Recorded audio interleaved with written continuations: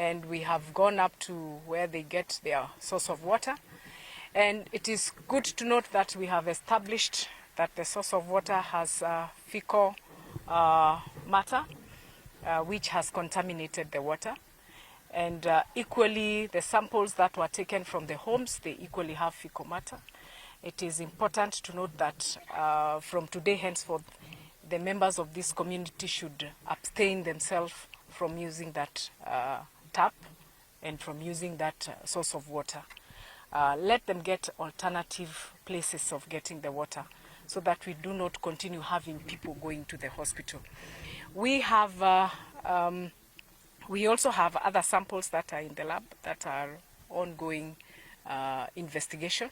We will also subject the samples that have already been confirmed to further testing so that we confirm fully that the water is not fit for human consumption. However, preliminary investigation already are telling us that this water is not good for human consumption. I want to urge every member of this community, please observe high levels of hygiene, observe high levels of public health issues, ensure you boil your water, ensure you treat your water.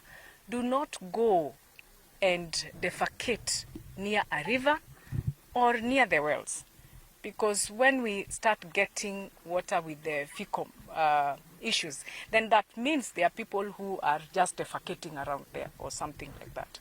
It is important we observe high levels of hygiene and public health issues to be observed. We are asking our community health promoters, together with the national administration, the chiefs, and the county commissioner is here, to do random rounds in the community and ensure that the people who are in the houses, should they be unwell, they must go to hospital and get treated.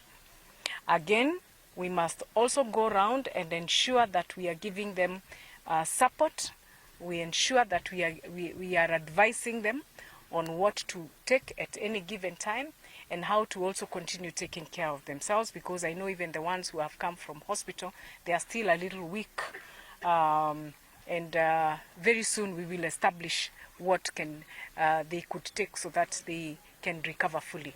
Therefore, I want to wish the people of this area, Amarondo, very well. That the national government and the county government, we are working very closely and we are working together, because we do not have a patient who belongs to the county government and another patient belonging to the national government. Albeit that the facilities health is devolved, when it comes to matters health, we are working together to ensure the health of our people is high, and the health of our people is not at risk of anything, whether it is from emerging and re-emerging diseases.